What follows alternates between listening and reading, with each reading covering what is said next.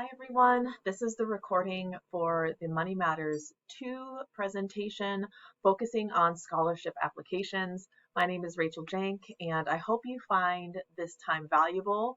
The purpose of this presentation is to reveal a little bit more about what you need to do to prepare to have a quality application when you find a scholarship that works for you. And if you want to know more about finding scholarships, please look at my other Money Matters 1 video that is Scholarships 101. And you can always send me an email at rachel.jank@doane.edu for any questions or if you need access to anything. So let's go ahead and dive right in. And just to let you know, the purpose of this video isn't just me presenting information, but it's also for you to get work done. So pause the video when I suggest pausing the video. Get your content started on a device so that you have the ability to have a successful scholarship application whenever those scholarships will come up. So first today, we're going to identify the key components of applications, talk a little bit about resumes, letters of recommendation, looking at essays, and how to put it all together. And so to start, I want to talk a little bit about what it is that you need to do in order to prepare to apply for scholarships. So you can do this even if you haven't found any scholarships yet. Like I said in my last video, you need to have an organization system. You could have a file on your drive. You could have an entire notes section on a notes app. You could have a spreadsheet, but you need a place where you keep your information so you can pull it out when you need to. So that includes things for resumes, letters of recommendation, and your essays. So looking at requirements, the big thing to look at is when is it due, because that is going to tell you how quickly you need to get to work. Now, one of the things I've recommended when searching for scholarships is finding scholarships that already have a past due date and setting them to apply to next year. So maybe you find a great scholarship and you're like, oh, it's due tomorrow. There's no way you can do that. Or like, oh man, that was due in August or July. So set up something in June as a reminder for yourself. Get on your phone and set it up and say, look for this scholarship so that you can apply for it next year. And scholarships don't change a lot. The application one year tends to be the application the next year. So if it's due in a couple weeks, which is usually about the time that you have, a lot of times places post things just a few weeks before they're due. Sometimes it's a month or two, but you have to think, when can I determine set periods of time to allow me to do this work? In other words, how can I break it down?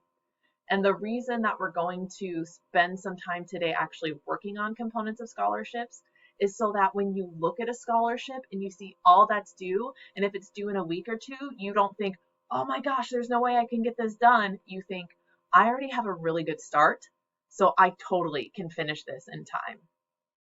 So the next thing that I want you to think about is letters of recommendation or references. They're different things. Letters of recommendation is where somebody writes a full letter, 1 to 2 pages, in support of your application. A reference is merely their contact information. Most scholarships ask for letters of recommendation, at least one, but some will say references. And in that case, when they choose their finalists, they'll send maybe a short little questionnaire to one of your references asking about your quality of character or some things about you that they want to know. So with letters of recommendation, the suggestion is that you send out requests 2 to 3 weeks prior to the due date. And like I said, you may see a scholarship that's due in a day or two. Well, one thing that you could do is email now, today, right now where you're sitting, email the people that you would like to get letters of recommendation from, maybe 2 to 3 people, and simply state in your email, hi, then their name. I'm looking to apply to some scholarships in the future, and I'm getting my materials prepared. Would you be willing to write me a positive letter of recommendation to any future scholarships that I apply to? And that allows that person in your life to even draft out their own general form if they want to do it in advance. And it also ensures that you know the people who are going to write you positive letters of recommendation, because every once in a while we think we have a positive relationship with someone and they send back, oh no, I don't think I could write that for you. So we want to make sure we know that. Next, your resume, which should be consistently updated. A lot of places will ask for a resume, especially if it's a scholarship that focuses on leadership, or like a career they want to see that you've done past work in the field, or a community service scholarship. So getting that resume done now and making sure you build out all the sections about your education, yes, your jobs, yes, but also leadership, scholarship, and any awards. If you have a department award for your major, let's say you're going into health sciences and you get the yearly health science student of the year award, whatever that's called, I don't even know if it's real. If you get that award, that should go on your resume, because that's showing that in the college that you're in, you're even showing these skills for that field. And so if you apply for a scholarship that says it's looking for people who are going into healthcare, then that award, that school award, is going to be beneficial for them to see. If you've not even started a resume, there are a couple places you can go on Doan's campus. One is our writing center in the library, and they can help you with some resumes. Additionally, the resume experts on campus are career leadership and service. So go ahead and go to them and ask them to kind of like walk you through. And there's another reason that I would suggest making those appointments, is because when you make an appointment, you set it in your mind that this is a date that has to get things done. Whether you tend to procrastinate or you just have a lot on your plate, it's hard to prioritize scholarships. So by setting up those regular meetings with the Writing Center, Career Leadership Service, and your TRIO specialist, you can say, I want to talk through this scholarship application with you, and then make sure that you spend that time getting it done beforehand or even during that meeting. So it's really beneficial for you to plan those meetings to get help and assistance in making a really quality application, but also to just give yourself more realistic due dates, that so it feels like you have a little bit of urgency to get it done, and don't pass it off, say, oh, I'll do it later, because then you're going to be in the same spot now and maybe not get it done. Finally, your transcript. There are two different transcripts that scholarships will ask for. One is official, one is unofficial. If it's an official transcript, you need to order it through the school. You may need to send it directly. You may need to print it off and include it. So there are different ways that they will request for that. Many times I email the person at the bottom of the scholarship application where it says, any questions, ask this person. And I can say, how would you like the transcript delivered, if they don't make that clear. They could also ask for an unofficial transcript. And that means that's just a PDF of your grades for the last however many semesters. Both of these you can get through self-service on Doan's website for current students under the academic dropdown. And if you don't know how to do that, again, please talk to your TRIO specialist, come into the ASC, reach out for help so that somebody can show you how to do that. We don't want that to become a barrier to you applying for the scholarship.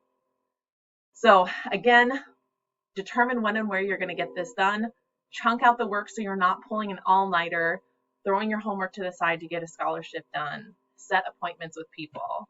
And speaking of setting appointments with people, at this time, I'm going to recommend you pause the video and determine who do you need to connect with. Do you need to set up an appointment with the Writing Center, your TRIO specialist, or someone in CLS?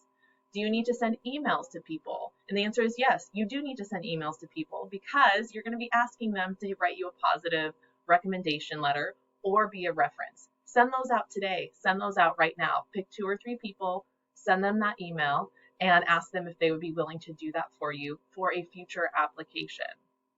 When you finally get the application details, you'll send them another email, but this is just letting them know, like, hey, this is something I'm working on. Will you help me in this way? Pause the video, spend 5 minutes making those connections, and then come back. So hopefully you were able to get some good work done. Let's go ahead and talk now about the biggest chunk in many essay applications, and scholarship applications, the essay. So what we're going to do is we're going to talk about the most common essay prompts, and I'm going to invite you to spend 10 minutes just getting content down and writing as much as possible about these prompts. Some things to remember: make it personal. These people on these committees want to see you. There's a huge difference between saying, I'm a hard worker, and between describing the work that you did detasseling, or working a job, or volunteering. Describe that experience, describe the hard work that went into that. Or you could be talking about a research study, a play that you were part of, and that you had to work really hard to get into your role for your character. So saying, I'm a really hard worker and I'm dedicated. means absolutely nothing if you don't back it up with, and here's an example of the work that I had to do that shows that hard work, or shows that dedication, or shows that passion, or shows that curiosity, or shows that uniqueness. So whatever you say about yourself, make sure you back it up with a story that reveals your experiences. Make it specific so that they can really see, who were you with? How did you do this? When and where did this thing happen? If you name a lesson, because a lot of these are going to talk about like lessons you've learned or things that how you've grown, show the application of the concept. This is the lesson I've learned, so now this is what I do moving forward. So let's get into some of these essays. First, overcome an obstacle. Describe a time when you had an obstacle to overcome. What impact did it have on you? How will your learning help others? The key to this one is shorten the part where it says describe an obstacle. The majority of your essay needs to talk about how it impacted you, what learning you had, and how you're applying that learning now. So they don't need a bunch of your essay to be about, here's all the bad things that have happened to me. You do need to clearly show your experience and show what you're bringing in, what your background is, but you need to do that in order to give context to all of your learning and where you're at now. Goal for the future. What are your future goals and intended career? How will your major and degree help you get there? And why will this scholarship help in achieving those goals? Again, this one, focus on the goal you have and what you want to do, and why college is necessary in order to get to that goal. Why this scholarship funding is necessary for you to get to that college degree so that you can do these things. Talk about the classes you're taking, what you're learning, how you're going to apply that in the future, why a bachelor's degree is necessary, and how this funding will help you focus on your learning and studying so that you can help others. Financial need. This one will often be either covered in another essay or maybe an essay of its own. Describe your financial need. So this is, again, you're not just saying, well, my truck broke down and this and this and this and this, and like you're not just listing all the problems you have, but you're showing them why it is that you need the funding that you need. So what financial responsibilities do you have? What financial things are pulling on you each month? Talk about the loans you're having to take out and why you're committing to that so that you can do your passion. And so talking about financial obstacles can give them a clear picture of why should they give you the money versus somebody else. So I would suggest going ahead, pausing for a few minutes, 10 minutes, opening up your scholarship folder on Drive or wherever you have it organized, and then start a essay brainstorming page and just write down as much as you can on these topics. So take some time, start building out this content, and then we'll go to a couple more common essay prompts. All right, let's look at 3 more common ones. First one, personal statement. This is the most general one in the world. Please tell us your past achievements, awards, future goals, leadership positions, and why you need this scholarship. I would suggest starting with the future goals, what you want for the future, how your past accomplishments, positions, and work you've done have led into that, and why you need a scholarship to keep on going. The deserve this can be pretty challenging for those of us who are like, I'm from Nebraska, I can't really brag about myself. But that's the trick of this one. You're not bragging about yourself. You're talking about how the scholarship will allow you to do work that will then help others, either serving your community, contributing to an industry or an organization or a field. So look at how this scholarship can help you benefit other people. And then finally, community leadership service. This is kind of like those lessons learned one, but really give a good picture of what community service and leadership you've done and why that's been so significant to you. Again, be specific. Pause the video, work on those essays, and then come back for some final thoughts. So finally, really quickly, there are 2 things you need to focus on as you review. First is the professionalism. Make sure you have a clean essay. Again, use the Writing Center on Doan's campus for this. Help make sure that you have a clean piece of writing, but you need to make sure you include your personality. So make sure that you have an essay that sticks out because it sounds like you. And that may be hard to balance, so you need to sometimes have somebody else read your essay too. So go ahead and continue working on this module, on this work here. Let me know if you have any questions, email me, and I hope that you have a successful scholarship application.